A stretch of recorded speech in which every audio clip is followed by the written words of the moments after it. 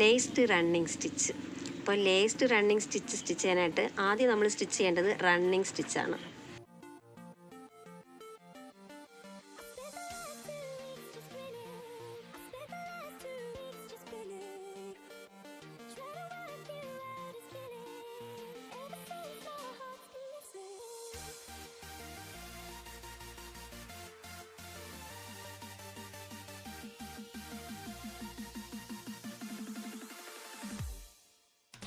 Running stitch ചെയ്തിട്ടുണ്ട്. ഇനി നമ്മൾ ചെയ്യേണ്ടത് എന്തെന്ന് വെച്ചാൽ വേറൊരു കളർ നൂലെടുത്തിട്ട് ഇവിടെ സ്റ്റാർട്ട് ചെയ്യണം.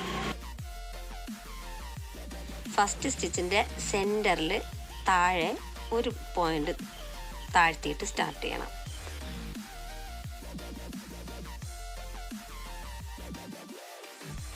എന്നിട്ട് ഇതിൻ്റെ അകത്തുകൂടി ഒന്ന് കോർത്ത് എടുക്കണം. നമ്മൾ ത്രെഡഡ് ചെയ്തിട്ടുണ്ടല്ലേ, അത് നമ്മൾ ബാക്ക് സ്റ്റിച്ചിലാണ് ചെയ്തത്. അതുപോലെ തന്നെയാണ് ഈ ലേസ്ഡ് റണ്ണിങ് സ്റ്റിച്ചും സ്റ്റിച്ച് ചെയ്യാനുള്ളത്. ഇങ്ങനെ കോർത്ത് നമ്മൾ എടുക്കണം, അത്രയേ ഉള്ളൂ.